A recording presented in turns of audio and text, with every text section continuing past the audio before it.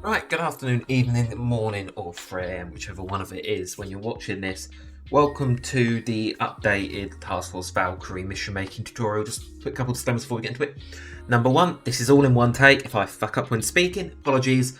I don't have time to be editing this video, making it proper, so this is the one take. If I muck up my words a bit halfway through, sorry. Number two, if you're watching this and you're not a member of Task Force Valkyrie, A, the unit is closed, so sorry, you're not going to be able to join even if you ask very nicely. And B, a lot of what's in this video is using our templates and our specific sort of structure, mission making sort of configurations. So not everything I say is going to be applicable to you if you're outside of the unit. So just a pre-warning. This isn't a general mission making tutorial. This is a mission making tutorial specifically for Task Force Valkyrie.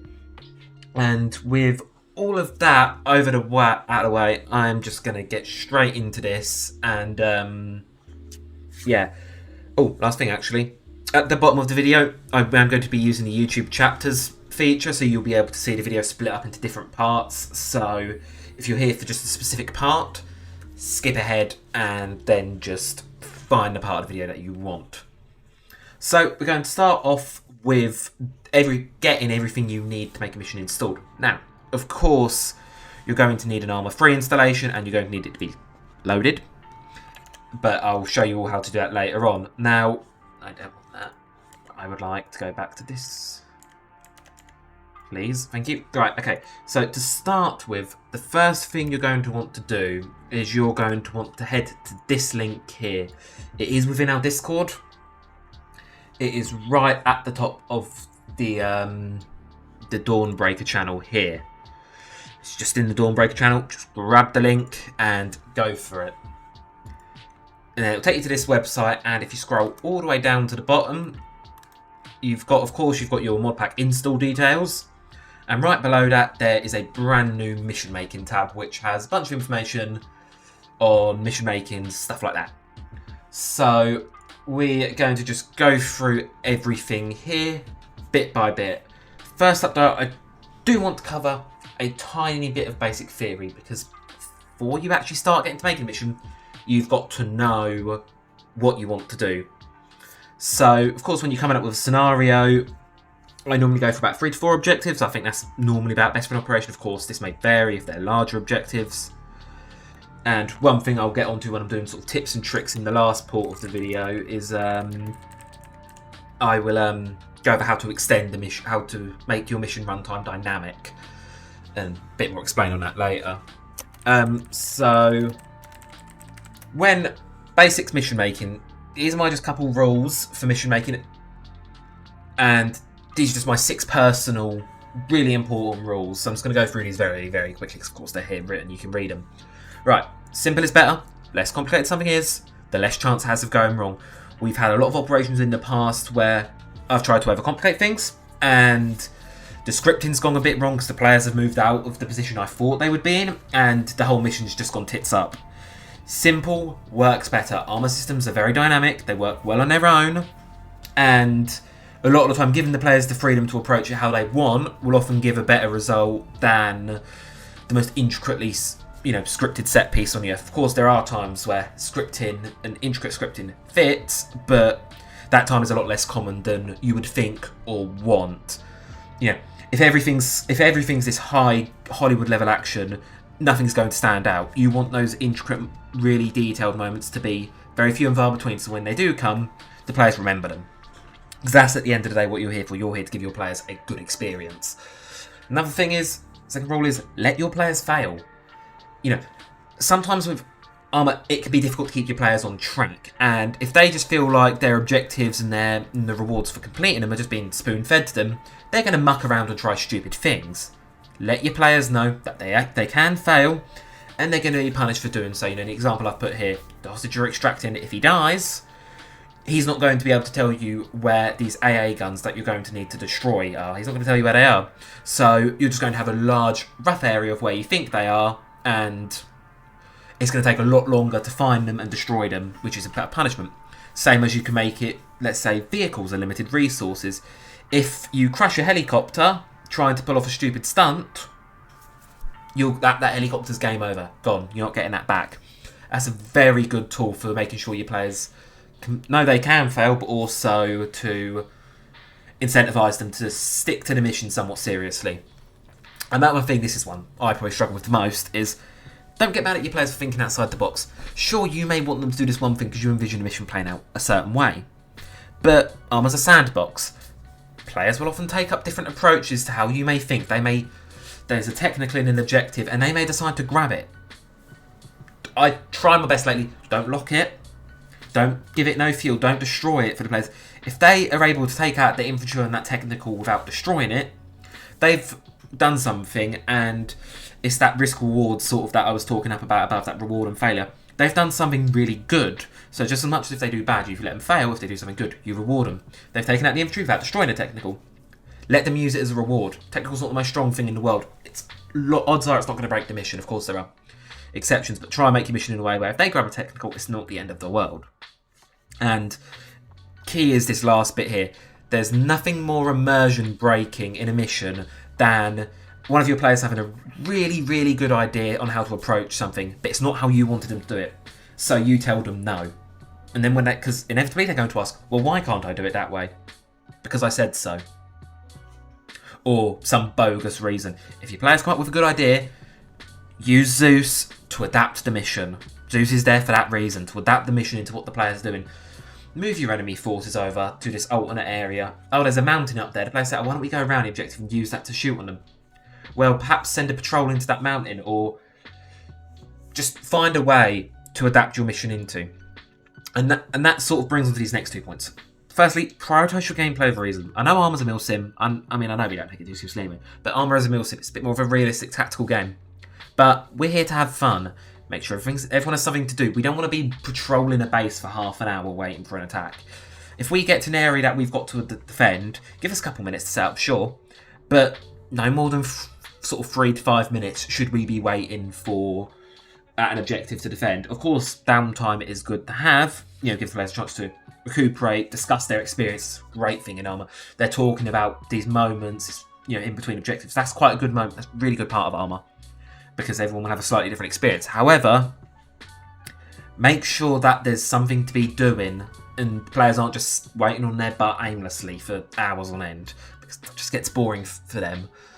Obviously, Armour's a big sandbox. Everyone's going to have a slightly different experience on the mission, and as I say, when you're moving between objectives, players will talk about that and say, oh, I had this. And because obviously no one's a Discord call, we've all got radios, we all can't talk to each other at all times, players aren't going to know what everyone's doing at all times. So a couple of players on the other side, if let's say you're approaching town from 2 sides and your players come in at different angles, they're both going to have very different experiences attacking that town. They're going to talk about that. Great point.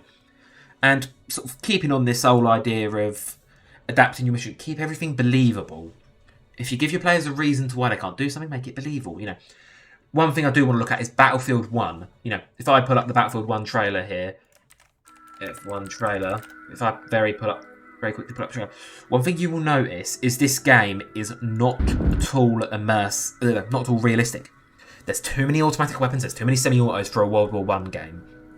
However, if you've played it, you will know this game is incredibly immersive. You feel like you're in World War I, even if it's not realistic. Immersion and realism are 2 very, very different things here. And it's incredibly important to balance them. Keep your storytelling logical. Give good reasons for why you're doing what you're doing and why they can't do certain things, if that's the case. Make it logical. Good storytelling, and just make sure your players know what they're doing and why.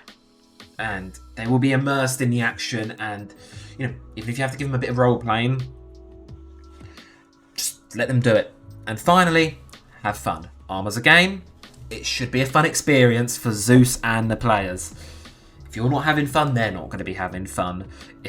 And same as you need to balance making your players suffer for punishing, but also just making them suffer. Because there are times I've seen where it's like, hey, you fucked up, you're now going to have to fight a platoon of tanks. That's not fun.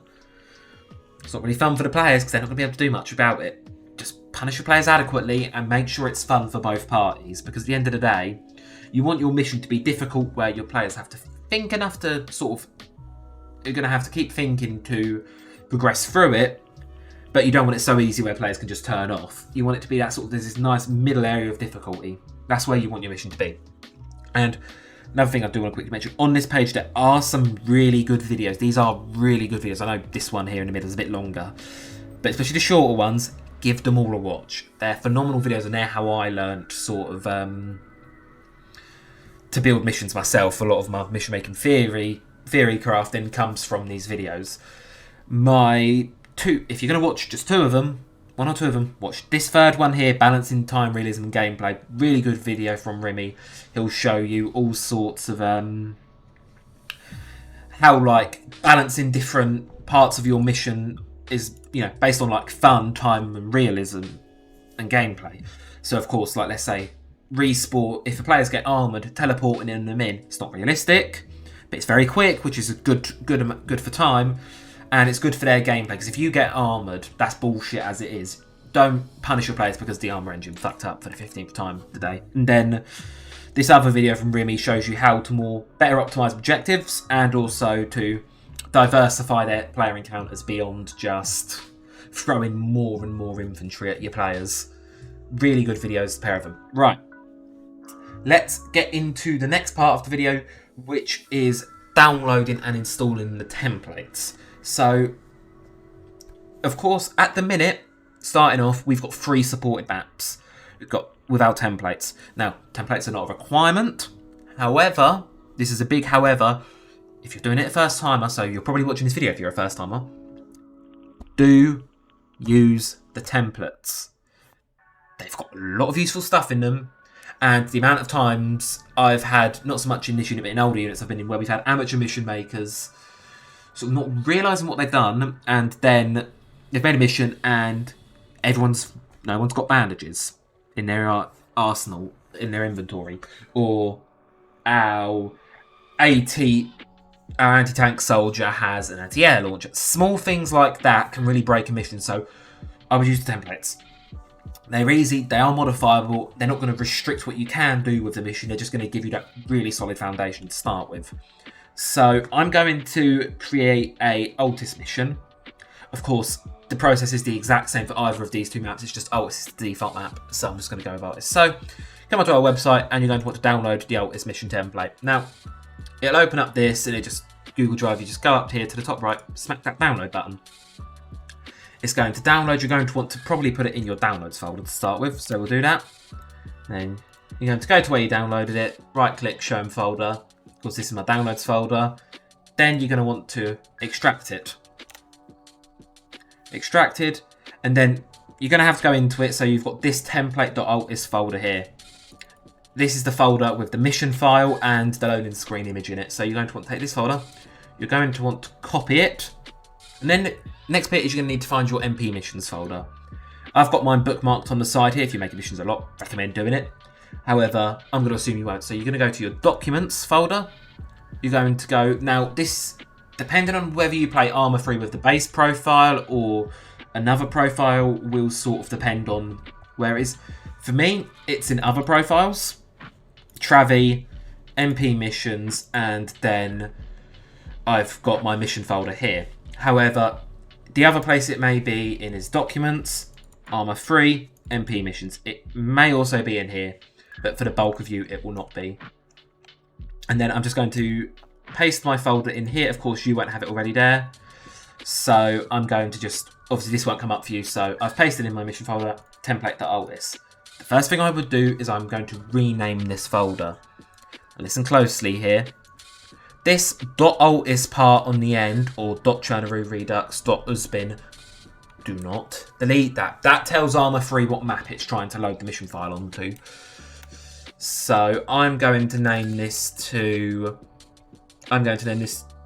video op .altis. Make sure you've got that .altis and that doesn't get changed at all. And then you're going to go into the game. You'll go into main menu, boot whatever from the editor. Normally I just boot into VR, the virtual reality map, because that's the quickest loading time. And then once you're in that, you're going to go to scenario, open, and then MP missions, and then if you've done it right, video op or whatever you called your mission should be there, and underneath terrain it will also say Altis. So we're going to double click that and it will load. As you notice, it will probably just load us to a very similar file to where we are at this current time when Armour decides to load it. There you are. And it will load. And here you are. You are now in the template. I'm just quickly going to run over what's included in our template. So within our template, we'll start here. These are two Zeus modules, one of which is for all of our admins to be able to log into Zeus, because there are times where, especially me, I'm quite an experienced Zeus at this point, where you're having a bit of a pickle or disconnect or whatever. We can have one of me or another one of the admins hop into Zeus and just help you sort things out if need be. We don't use it, we stay logged out unless we need to be logged in. And in this one here, it is given to Zulu, which is just the variable name for our Zeus. By default on the template, as it says here in these comments, Zulu is given to the squad leader. But if you want, you want to give the Zulu variable name to whichever role you're going to be playing. So let's say in this mission, you're going to be playing as the heavy anti-tank, as an example. You're going to get rid of Zulu from the variable name in the init box variable name. You're going to get rid of Zulu, and then you're going to go to our anti-tank man and put it in there. This way, when you spawn in as the anti-tank man, you will have Zeus permissions. Another thing you can do with this is you can change the squad composition to how you want. So you've got a squad leader at the front. He's probably required. You probably want to keep him there because he can place down rallies. He's important. On over here, you've got our sort of more specialised units. So you've got our heavy gunner, our medic, marksman, UAV operator, and an explosive specialist. Of course, you're not going to need these for every operation. So let's say we're not doing any demolitions this operation. We can get rid of our explosive specialist. Just delete him, and he won't be available to be spawned in. And over here, we've got our rifleman anti-tank, our rifleman anti-air, and it will say anti-air when you load into the game. Then over here, we've got our general rifleman over here. You can delete these, rearrange them, add more. Just if you do, let's say, paste a new one in. That's a box, not a person. That's a person. As you can see over here, he's not going to be grouped up to the squad leader, which can cause some issues in the mission. So just make sure you right-click on him and then group him back up to the squad leader. As so. Now I'm just going to undo there you go. Right. And it does tell you how to do that in here. Over here, you've got our arsenal boxes. These are quite important. And to get more of these, you're going to want to be subscribed to our workshop composition. Now, I did forget to mention that because I'm intelligent, which is probably great. So I'm just going to quickly finish going over this and then I'll tell you how to install that. And then, of course, here you've got our respawn point for our headquarters, which is where your players will spawn in. Right, installing our workshop composition. So as you can see here, ignoring the main story tab, I've got all these workshop compositions. Of course, for you, they will appear under this Steam subscribed content tab, but of course, I made them so they're going to be local to our machine. To find them, you're going to go back onto the website, and then you're going to see here, you will want to subscribe to all the items in our Steam Workshop collection. Click on them, and it will take you through to here, the TF Valkyrie Mission Making Toolkit, and then you're just going to want to make sure you're logged in on Steam and subscribe to all, or if you can do it within the Steam client and just go to my profile, find my collections, and click on it that way. Smack subscribe to all, let it download, and then they will appear in your game under compositions, custom, and then they'll appear here. We will be using these a lot in the tutorial, so make sure you've got them installed and they'll appear like this. The TFV starter is just a duplicate of all of this. The hot zone starter allows you to make your own hot zone missions. Support allows you to place some pre-made simplex areas. And the fortify zone is an area which you can use fortify tools in, like sort of pre-built in. And then arsenal is, of course, you can place more arsenals around. Great if you want a couple more in the mission. Right, so that's everything sort of set up now. And now we get on to the next bit, sort of adjusting your templates. So with the template, to customize it, you're going to go to attributes, general. Now, make sure you listen closely here because you don't want to be unticking boxes. You really don't want to be unticking. So title, this is the name of the mission that will appear on the loading screen. So I'm just going to call it, Operation Broadcasters. It's a video. Author, put your name in the box. This is your mission. Be proud of it. Here, you can, underneath this text box, you can edit your loading screen text. So I'm just going to say, you know, the classic code thing of hello world, and your picture for your loading screen is loading.jpg. Now, if you want to change this, you can, as you sort of saw in the mission folder here, there is this loading image. If you want to change it, I'm just going to, let's say I'm just going to use Battlefield 1 because it's the last thing that came to mind. You want sort of a 1920 by sort of 1080 sized image. Doesn't need to be the full resolution because it's quite small in the game, but we're going to load it in. And then we're just going to find our mission folder, we video up, and make sure it's saving as loading.jpg. Make sure it's a JPEG. If you change it to PNG, it will not work. It has to be a JPEG. And obviously, just replace it, yes. And now, when I load this mission file, it will, when I go to plain single player, okay, you need to reopen the mission file. Did forget that bit for the picture to update, but as you can see, everything else updates. We'll reopen the mission file at the end, and it'll update it correctly. It's just cached that old image because caching and saving loading times, but you don't want to lecture about caching, surely. But as you can see, it's loading everything correctly, and it's using our custom areas. So that's that. I'm just going to have to just give this a minute to load because Armour Freeze Arcane. There you go. Right, Operation Broadcast. As you can see, we're here. We've got everything loaded in the template, and of course, if we go to our arsenal, we can interact with it, and it's got everything. Now, this is a great point. You may notice these icons are here. These icons are not present on the server. Your local settings, your local mod settings, so when you go to custom add-ons, these are all different local to what's running on the server. You will notice there are differences. So just a pre-warning, medical's going to work a lot more medical's going to work a lot differently in a lot of gameplay elements are going to be slightly different. Triggers are the same, so you can check your triggers locally. Of course, if you want to test it on the server, just let me know and I'll hop on and do it for you. Now, you've got all that sorted, so let's continue with sort of adjusting our mission folder. So you've got your general tab. The only other thing on this sort of tab you may want to modify is you're going to ignore these boxes. Do not untick either of these boxes. This makes it load fast, and you don't want to edit in a text editor. I don't know why you'd want to do that, so just leave that binarized. Editable objects allows Zeus to edit pre-placed objects, which you want, obviously. This is the one where you might want to change. This is the Independence Allegiance. So this is the Green 4 faction. So it's these boys here. You can change their allegiances depending on your mission, your preferences for your mission. So at the minute, they're set to sword and sword, which means this means they're going to attack Blue 4. This means they're going to attack Op 4. If you change it to the handshake icon, that means they're going to be friendly towards that faction. So for this configuration, for example, our independents are going to be hostile to Blue 4, friendly to Red 4. So you can change that. The environment, pretty self-explanatory. You can change the date and time of your mission. You can change the weather conditions. This box allows you to change the time and acceleration. So if you want it to be like a longer persistent operation, increase it and time will accelerate quite quickly. Or if you want time to stay mostly the same, just drag it all the way down to 0.1. You can change the overcast cover. You can add fog, rain. You can really create a scenario sort of however you want it to. So I'm just for the sake of sort of, I suppose, clarity, I'm going to completely take out all the fog and the rain because no one really wants fog or rain, to be honest. There you go. Much better. So that's customizing that. The multiplayer tab, you don't want to change anything in here. Just ignore this tab because this will affect all the respawn system. The summary box, it will only show me when I'm loading the mission on the server. It won't show to players. So don't tick that box. Just ignore the multiplayer tab. Pretend it doesn't exist. Performance, you probably will want to look at this. You can enable dynamic simulation and garbage collection.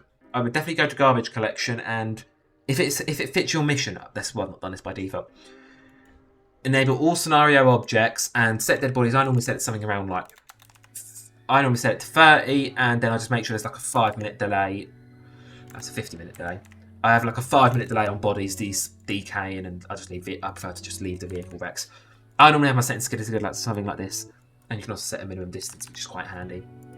Just so it's deleting bodies, freeing up a server, because as many of those videos will explain, and I will reiterate, I don't give a shit how good your operation is. If I'm playing at 2 FPS, I'm not going to be having a good time. You know, this is the reason we're moving to Weapon Liberation. It's just the frame rate's not good enough consistently. So, frames are king. Right. So, you've now done this. I'm going to quickly show you how to... So, you're going to spawn here. This is our base. You can move this around to wherever you want. So, if you want our players to start elsewhere, just highlight it all and drag it around and just put it wherever you want. Right, now using all of these, I'm just going to go over all of these compositions quickly. So, you've got a TFV arsenal. This is an arsenal box. It comes preset with everything. Players can load it into vehicles, do what they want with it. Yeah, there's a couple of them. If you can copy paste it, get more of them. I always have quite a few on standby at base, just so players can load them into vehicles and bring them around with them. Now, all of these items under the support tab use simplex. I'm sure those of you who have been with us for a while are quite familiar with the simplex modules. You've got a close air support helicopter which will fly into battle, and we can just bring it on a search and destroy, and it will just fly around an area and totally obliterate everything. Try to use these sparingly. Apaches are very, very powerful within armour. They can completely wipe a town on their own, so I'd be very, very sparing using an Apache. Mortars are great. I've got a cooldown here of 5 minutes base, and then for every round you fire, adds 30 seconds. So that's maximum. It's between a 5 and 10 minute cooldown. You don't want to really have it lower than that, because otherwise you just spam the shit out of it. And obviously mortars are very free, easy kills. The most common one you'll probably end up using here is, we've just got as a starter, we've got P-Quad, our transport, our very friendly common transport helicopter. If you want to change the vehicle, just delete the vehicle and make sure obviously it's a blue full vehicle and not a DLC vehicle. Then you just find another car, you place it down, you make sure it has a driver in it, right click on it, connect, sync it to the module, and that car will now be controllable with simplex. If it dies, it has a 5 minute respawn wait and 5 minute timer on it.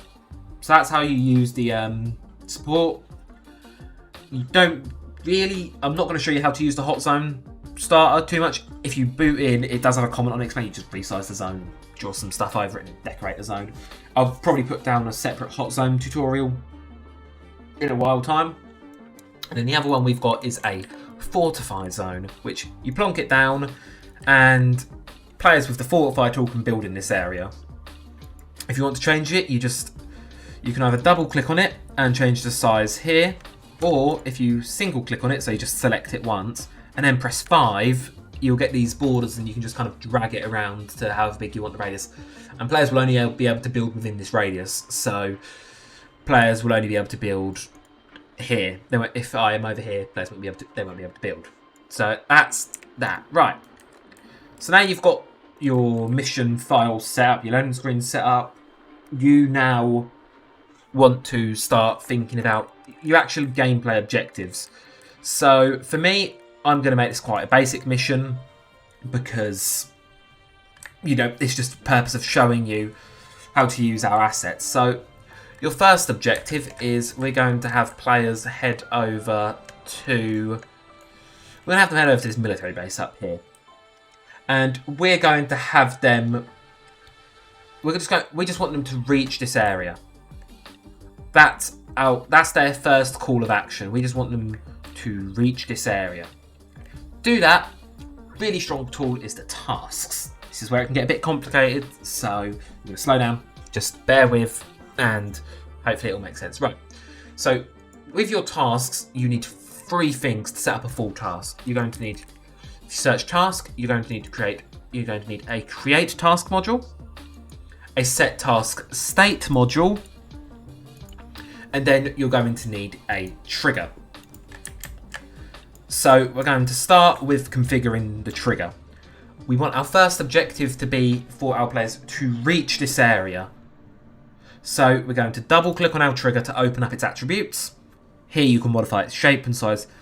Type, unless you want it specifically to end the mission or to skip a waypoint, you're just going to leave it on none. Activation, this is who activates the trigger. So in this case, we want a player to activate the trigger. And then type will basically say, you can set it so any player becomes present, so the trigger will activate when any player becomes present. Not present means, in this case, the trigger becomes active when a player is not present in the area. And then the other one you might want to use is detected by like Op4 or Independent. So when any player is detected by Op4, the trigger activates. So let's say you can have it so, let's say at a night op, play a stealth op, a player enters the trigger area, and if they're spotted by Op4, it sets off flares above the military base in the area, letting enemies know they're there. But for here, we want any player to become present. We don't want it to be repeatable. We only want it to complete the task once, and we do not want it to be evaluated server only. If you come down here to the bottom, you can add a delay. We're not going to do that for this task because we just want players to move into this position. Then the second thing you're going to want to move on to is your create task. For your first task, you want it to be activated by default, so you don't need to sync it too much at the minute. Your owner, you want it to be set to all playable units. This means it will appear to everyone. Your title, we want them to reach this Overwatch position, so we're going to set the title to reach Overwatch position. If you want to, you can put a tiny little description in, but 9 times out of 10 players aren't going to read them, so don't worry about it. Destination, you can set it to a module position, or you can even set it to a synchronized object, so you can sync it to, let's say you want to kill someone, you can put the destination to a synchronized object. In this case, you want it to be the module position. That's where the marker will appear in game. And you want it to be assigned to players when it is activated. And you're going to reach it. So we're going to have a map because you're navigating to this, and you're going to want it to show notification. There you go. And then we're going to move this to the center of this area, and then if you hold Alt while clicking, you can drag it up. We're going to have it there. Now, using this state module, we're going to set it so when the trigger is activated, this will update the task state. So you're going to need to sync it to the task. So it's going to update the task state, and it's going to do that when the trigger is activated.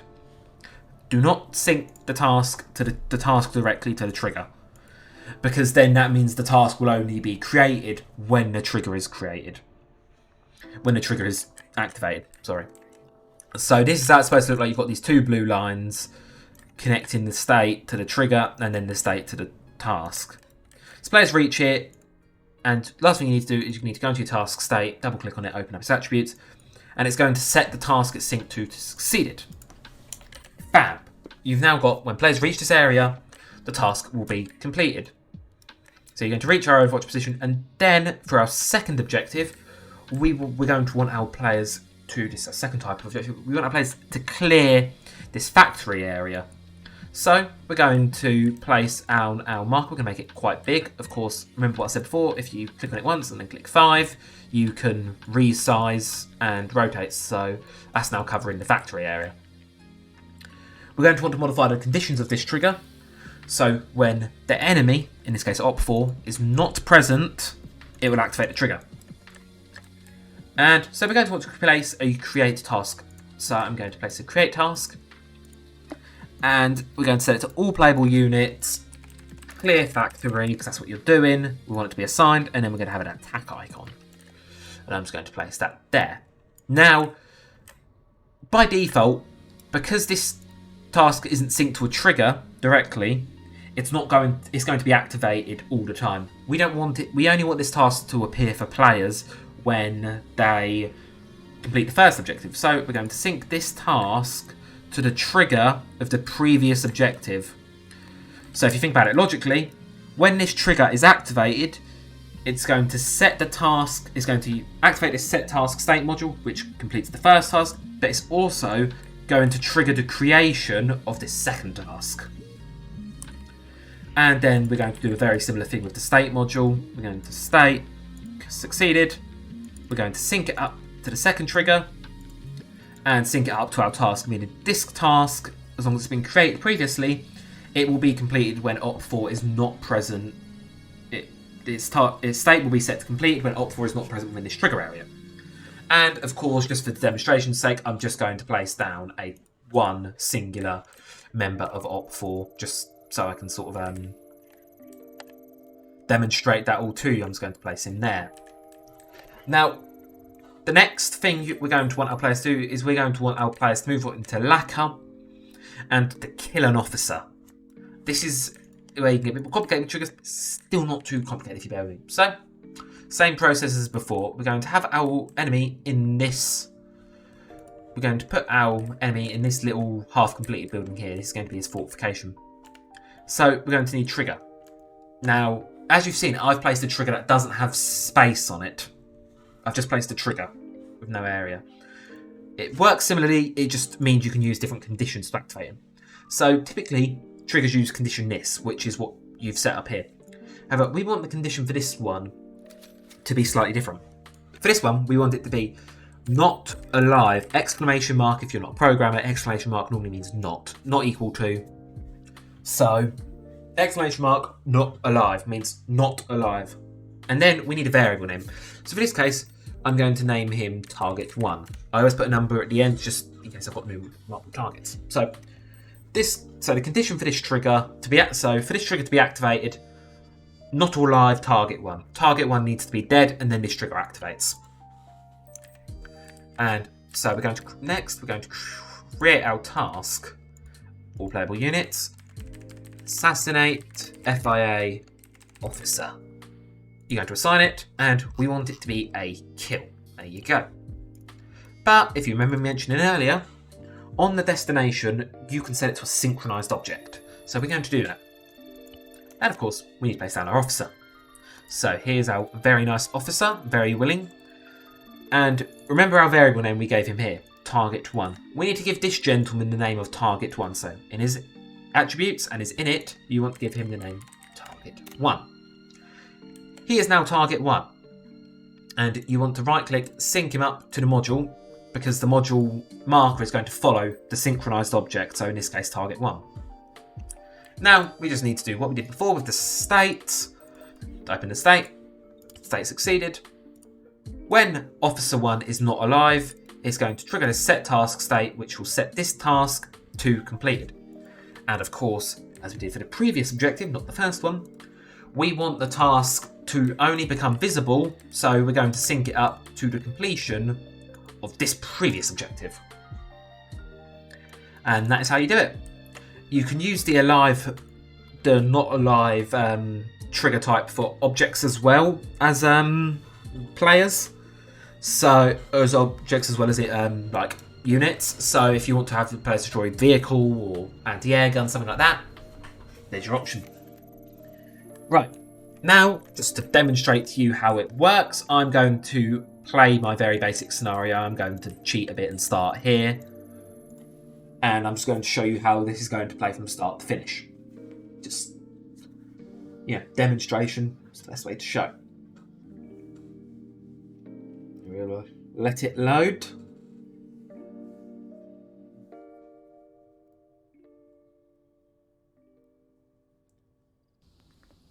Right, okay. So as you can see on our map, we've only got our first... Report position. Shut the fudge up. We've only got our first sort of area here. So players are going to, they've got their first marker, reach Overwatch position. So we're going to head up towards the marker. And as you can see, the other two markers are not activated yet. So we're just going to have our player here. He's going to head up to our Overwatch position. And now we're in a good position to start this gunfight. And you can use this type of module to have players talk, make it a really small area to activate, and make it so the trigger only activates when you go in front of someone. And using the text that's in the editor resources channel, you can make it so it seems like you're talking to them. There you are. Task assigned to clear factory, because we've reached our Overwatch position. Now, I'm going, for the sake of time, I'm just going to go to 4 times speed. So now we're at our Overwatch position, we can survey our factory target. Report position. And we're just going to keep running towards the factory, and we can see our enemy soldier down there.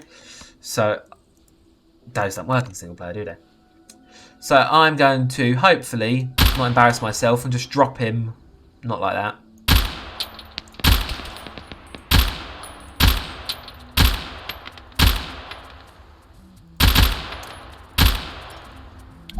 And he has now died, meaning there are no more Op4 present within the area of the factory, so it's going to clear the module.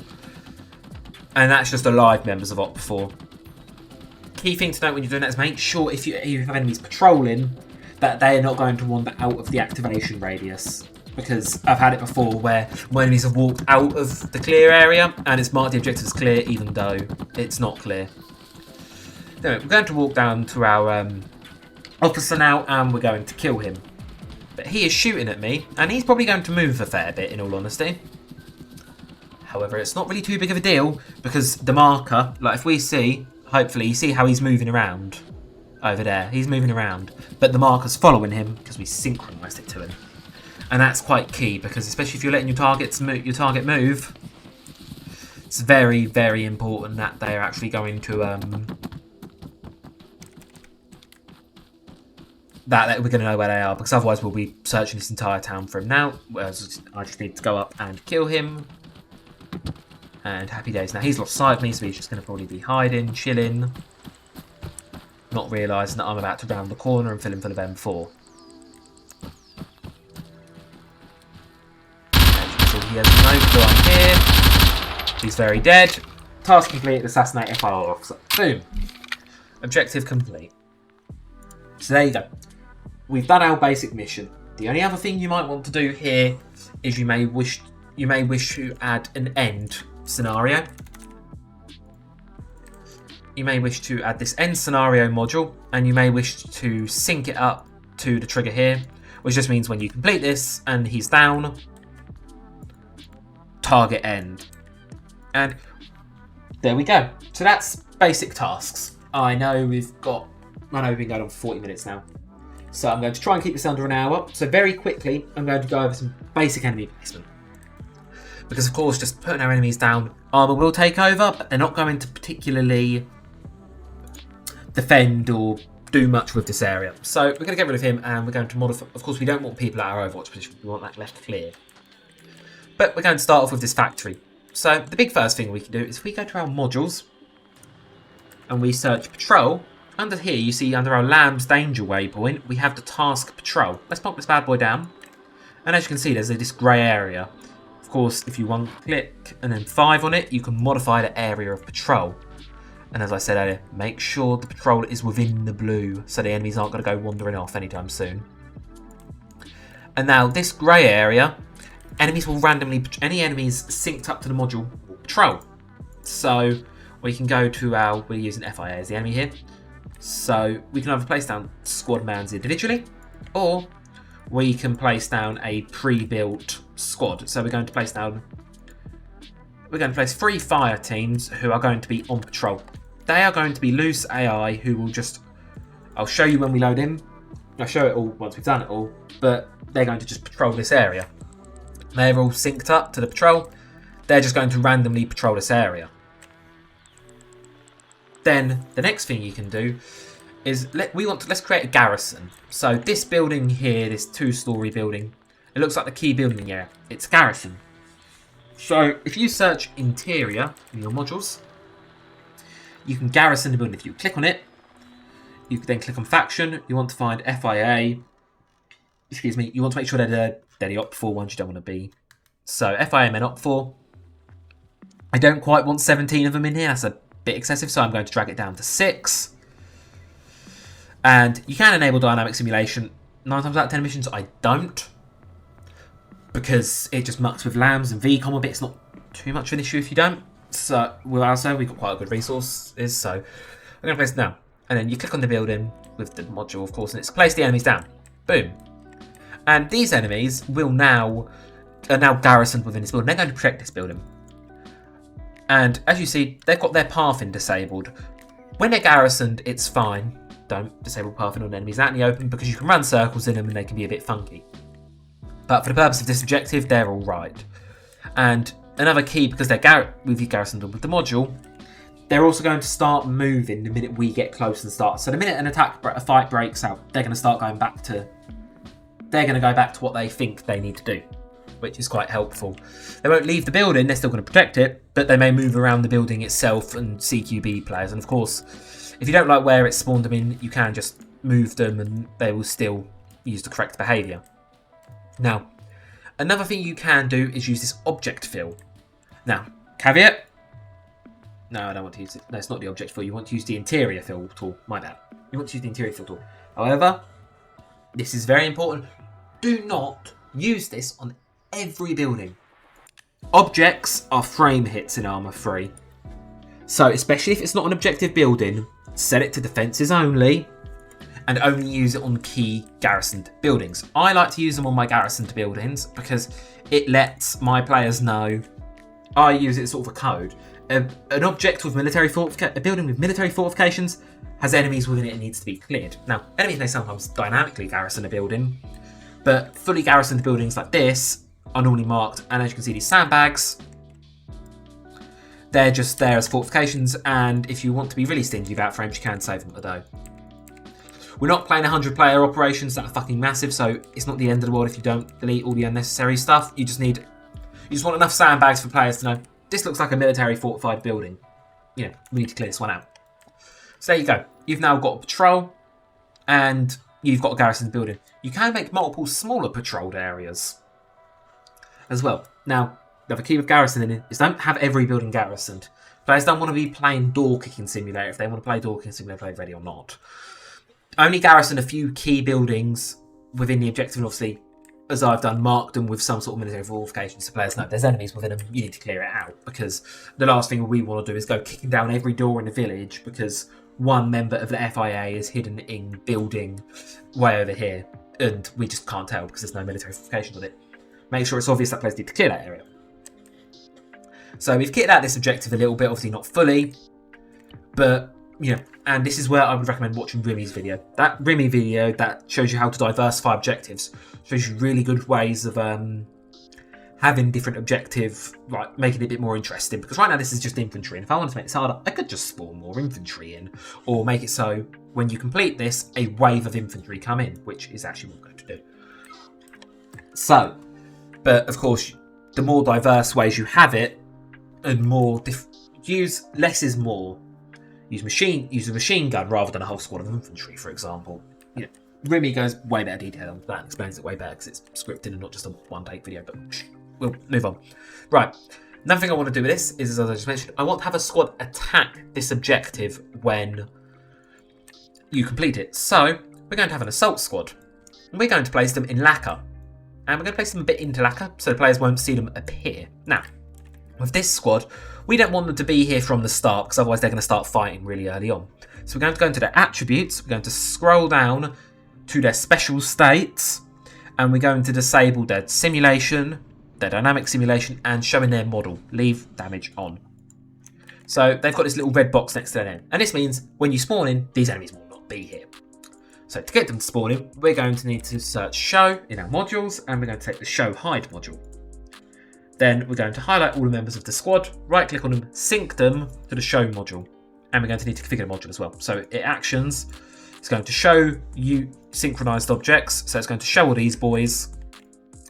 And we just then need to set this module to activated when this trigger is completed. So when we clear out this area, a squad's going to start moving towards the players. Now, how do we actually make these guys move towards players? If you've got a squad leader selected, if you hold shift and press right click, it adds a waypoint. So you can use this to create your own patrol routes, you know, and then you set this last one here to a cycle. We don't want to do that in this case. We want our players to go at, now, Armour AI, typically, they're shit at attacking.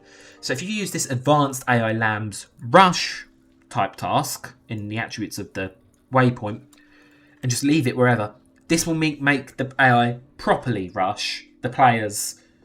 So it means they're going to spawn in and their immediate waypoint is tasked rush, which means they'll just rush any player within a kilometre. This is 2 kilometre away, so of the waypoints, they're going to rush at the players and hopefully meet them about halfway through, have a bit of a fight. And finally, we need our building here. So we're going to go to our interiors, our interior fill, military defences. In this case, we want it full. It's an objective building. It's not the end of the world because obviously there's not too many players on the map for us, so feel free to use full for like 1 or 2 buildings a mission, just to give it a bit more lived in feel.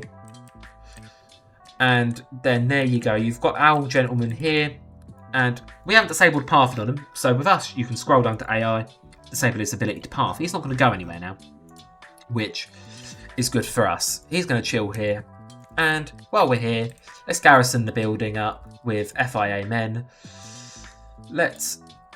And let's put 3 gentlemen in the building with him, hopefully. And I don't want this guy on the roof. I want this guy in here. So again, I'm just going to move him in here, saving his life. So hopefully they're going to sort of save him, or attempt to at least. And there you go. So now we've got our mission a bit more spiced up. There's a bit more to it now. It's still very basic, mind you, but it is going to certainly be a bit more lively and it's a bit more dynamic. I'm not going to know exactly, especially in these larger objectives, I'm not going to know what's happening each time with the patrol, because the patrols are random each time.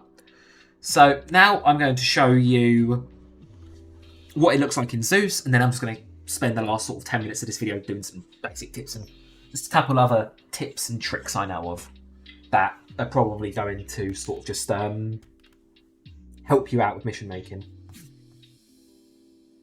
And I'm going to get lunch because I'm fucking starving. It's 2 o'clock and I've not eaten anything today. But you didn't need to know that. Right, so we spawn in, and I'm going to use Zeus to demonstrate it. So if you didn't know, in game, you press Y and you enter Zeus. You can do all sorts, basic Zeus. If you right click, you can heal, disable AI pathing. If an AI is in a particular position, you can replace things. If you click on something and press end on your keyboard, it kills it. If you click on it and press delete, it deletes it from existence. But, you know, Zeus's work out, and because we've got that enable objects ticked, which comes pre-ticked, you don't need to tick it, we can see everything. So, this is our starting objective. Let's trigger it. If you right click on the ground, you can teleport player. So I'm going to teleport myself there. Task completed. If you want to teleport player other than Zeus, you go to your modules, search player, you have to smack enter, and then you can teleport players. You use this teleport players module, and then you can teleport Travi, include his vehicle, wherever you want to teleport him to. So now we've got our objective here. As you can see, I'm going to speed this up quickly. Right, we've got 4 times speed now. So as you can see, we have our guys down here. They're just patrolling. They're just chilling. And the patrol module has set them these randomized move markers. When they complete a set of tasks, I'm going to make these guys move faster now. So hopefully they'll get it done quite quick. They may decide to get it done quickly-ish. But when they're done, the patrol module will give them another set of new moves. So they'll move differently each time. And then you see these guys are patrolling way out here. And they're just kind of chilling. And then, of course, the minute you get them into combat, I'm going to spawn a group of, like, just regular infantry in. And send them down to just rush this area. They're going to get into a battle now. And as you can see, they're going to ignore what they were doing. And proceed to sort of start to fight the shit out of our players. But as you can see, they're moving, they're reacting how they want to. And how the AI is commanding them. And as you can see, our garrisoned units are staying garrisoned within this area and are just returning fire to the players from sort of that area. Right, I'm going to back off because that's very loud on the noise meter. Right, I'm going to kill these guys off. And what you're going to see is, you're going to see these gentlemen down here spawn in now. So I'm going to kill it. And the objective completes. Task assigned FAA officer. Now, these players have been triggered to rush. These enemies, mind you, have spawned in and they've been triggered to rush. So there, they are now going to rush our infantry squad, or the one man that remains. And, of course, I'm just going to set him to go. But, of course, these guys are rushing, so players will be running straight ahead into that here. Halfway through, you'll meet and have an engagement with them. Just to show, of course, that they've reacted. And they're coming from a believable area, because the area is where the next objective is. So it's believable that they'd send enemies to try and counter you halfway before you get to their leader. Now I'm just going to kill them all. Die. And now, of course, we've got our final objective here, where you just have to clear it out and take all of our enemies down. So I can do that myself if it's not 4 times speed, mind you. So I'm just going to take it out clear it out very slowly. And of course, I can toss a grenade in there, and I can actually get it in properly. And hopefully, if with any luck, it might kill the target before I have to go in there and do anything about it. Or something else exploded. But we got him. Who cares?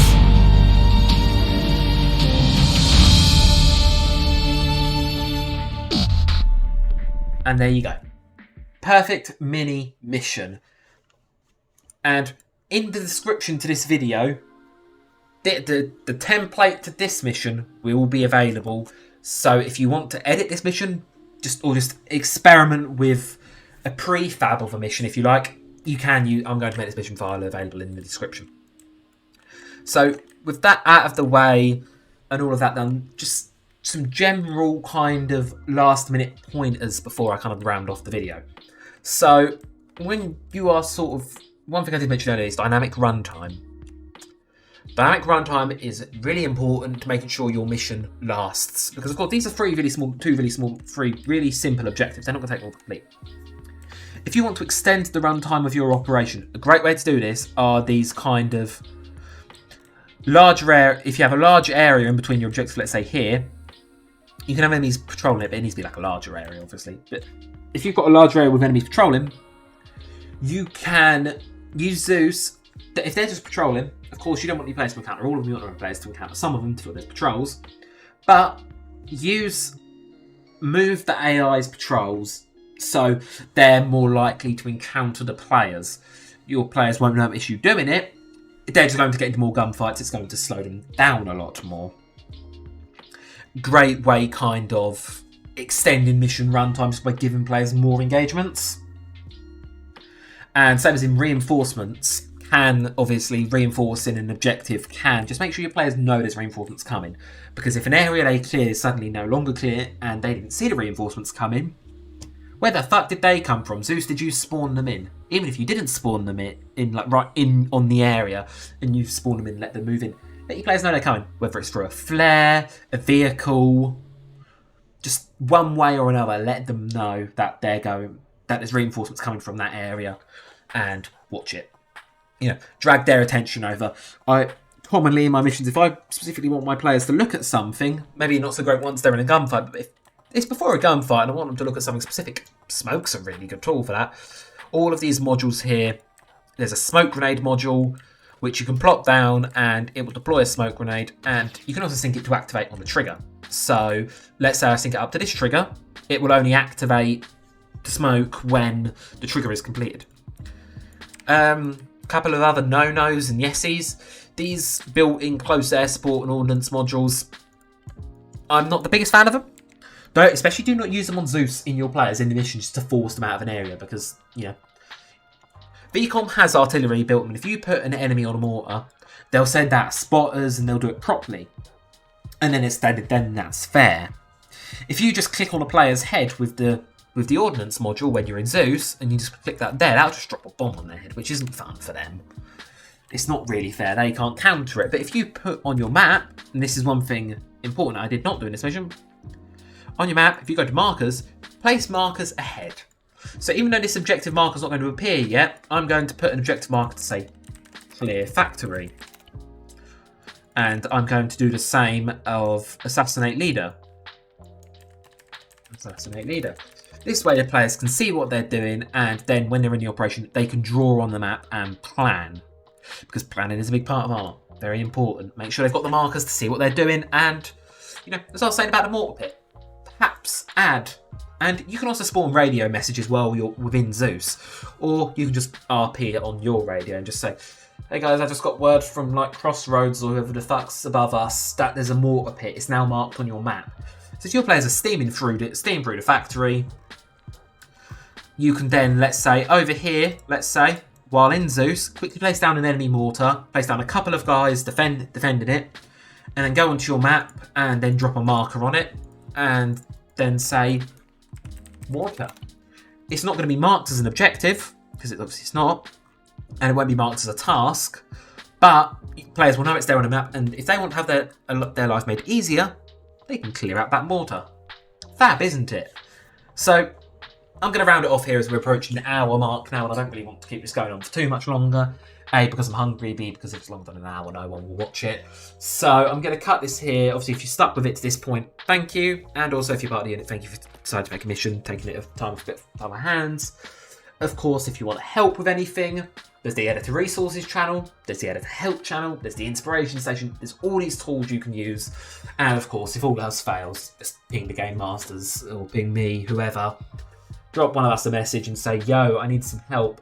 I'm a bit stuck, and we'll happily hop in and help. Because at the end of the day, it's all fun and games, and we're just here to help each other make missions and have a good time with it. I love playing other people's missions because it gives me a different ideas to how missions work, inspiration.